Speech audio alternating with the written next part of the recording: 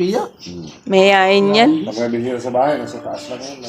Hindi talaga yung bababa. Nasa kama lang din sa taas na. Pareho. Lalabas ng bahay. Lalabas na magbalaro ng basketball. Yan, yung amin na yan. Doon lang nagpagulong-gulong. Ay, Makulit yan dati. Makulit yung dati. Good morning guys, welcome back to my channel. Pangalawang araw na namin dito. Tatlo pa nga daan eh. Kape muna tayo. Nagkakape kami kasi maya-maya lang pupunta na kami sa beach. Hindi kasi kami nakapag-beach kahapon dahil hapon na dumating. So ngayon ang schedule namin para mag-swimming sa beach. Ito, ayan yung bata, anak yan ng may-ari ng lodging house. Casa Rafael. Kung gwapo ito, maraming chicks. Ito ang loob ng Casa Rafael. May supas ka mamaya. Nagkalmusal ka pa na, hindi pa? Para tayo pandesal eh. Wala tayo pandesal. Malayo dito yata bilihan ng pandesal eh. May pang ano ka Yan, lang. bili ka ng bisikleta, pandesal. Bisikleta? Kumuha ka muna yung napanalunan nito, kumuha ka doon. Ano no? Kumuha ka doon. Mga 50 pandesal. magkano panalo mo? Hindi ko nga alam eh. Magkano mo binigay mo sa akin? 200? 240 yun. Nasa 300 yun. Nandoon yung ano parang istante doon. Paano nga lang kayo sa sandaan? Paano si ano na... Tod, saan daw yun to? Kwentuhan muna kunti habang nagkakape. Wala pa, kami pa lang kasi ang gising ngayon. Mga tulog pa yung mga kasama namin kasi madaling araw na sila nagsitulog. Madaling araw na nagsuswimming pa sila. Kaya tinanghali sila ng gising. Ay, sarap talaga ng buhay probinsya. Yan o, napakapayapa. Hayahay si Kalbo. Ang tahimik dito. Ang sarap sa umaga gumising.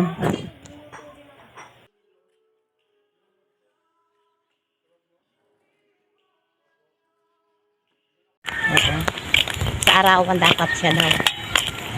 Kayo, 13 kilo. Tapos na. Deal. Sa may luto na sila doon.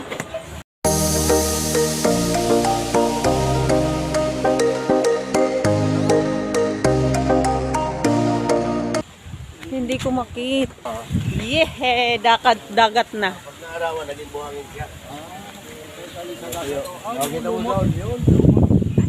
Lumot.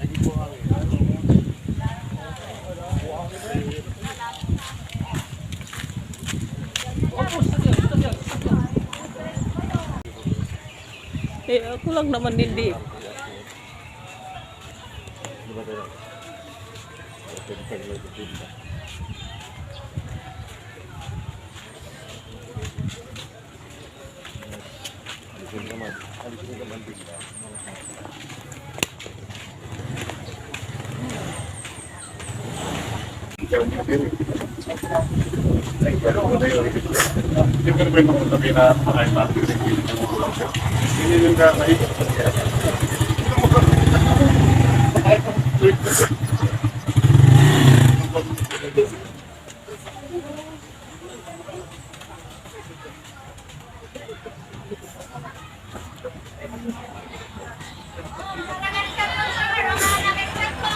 Ayan, daming floating cottage. Floating cottage pala dito.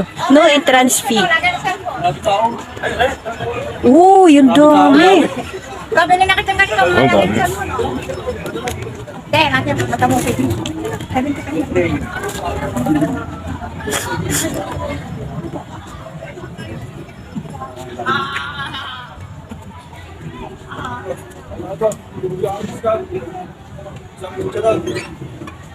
Matabungkay, Aqua World. Aqua World.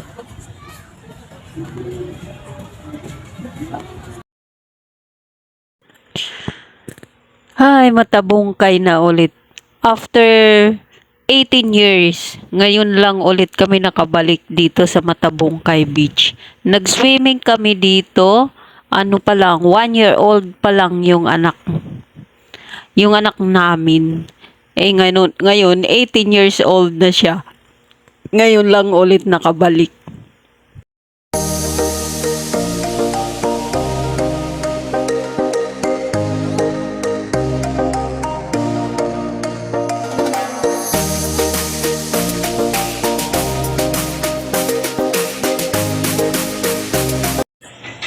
Hindi na siguro kami magre-rent ng cottage, ng floating cottage kasi saglit lang naman kami dito.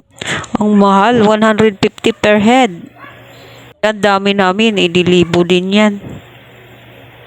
Kaya makikiupo na lang kami sa mga cottage. Kasi pag marami na daw ang nakaupo, nakasakay sa isang floating cottage, sisingilin na kayo. Kaya ngayon, hindi kami sasabay-sabay umupo. Para hindi kami singilin. Mahirap na magre-rent ka ng floating cottage tapos saglit lang hindi naman kami dito magtatagal si lugi, hindi namin masusulit yung bayad namin, kaya hindi na lang kami magre-rent. Lalangoy-langoy lang kami kasi gusto ko lang talaga maglublob sa dagat ng kunti kasi mamaya uuwi na rin kami mga 12 noon. Parang ang dami ng bato dito. Siguro kasi dito lang kami sa sa may Bukana. Doon daw sa may dulo ang maganda. Hindi masyadong mabato. Dito ang dami ng bato tapos ang dami ng lumot. Pero okay lang kasi hindi naman kami magtatagal din.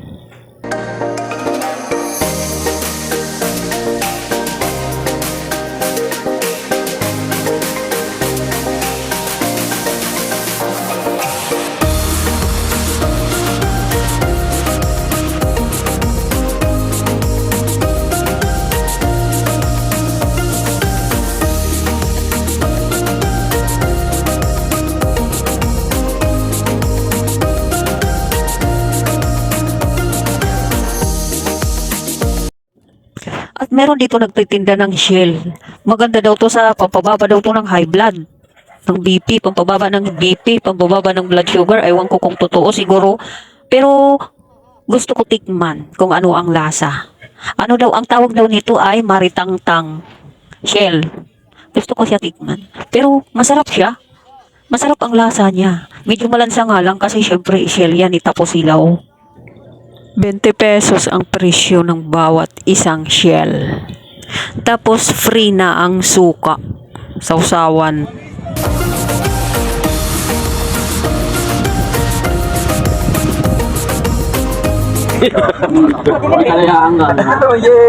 Ang sirena. Hello! Nandito kami ngayon sa Matabukay. Pag marami nakapas na nakaupo rito, sabi? Bayad na. May bayad na? Talo na tayo, talunan. Talunan na, bababa na ulit, libre. Sabi? Pag dumami kayo dyan, sisingilin kayo, bubulat na lang kayo. At ito na nga, pauwi. Tapos na kami mag-beach. Naglublob lang talaga kami. Ayan o, pauwi na kami. Umaahon na kami. Kasi kami magtatagal hanggang alas 12 na lang ang namin doon sa lodging house na yun.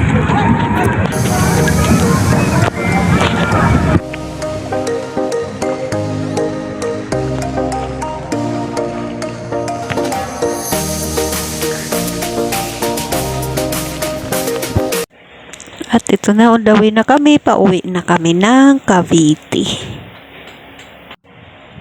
Thank you for watching. Bye-bye. Maraming salamat sa lahat ng mga nanonood ng mga videos ko. Mabuhay po kayong lahat.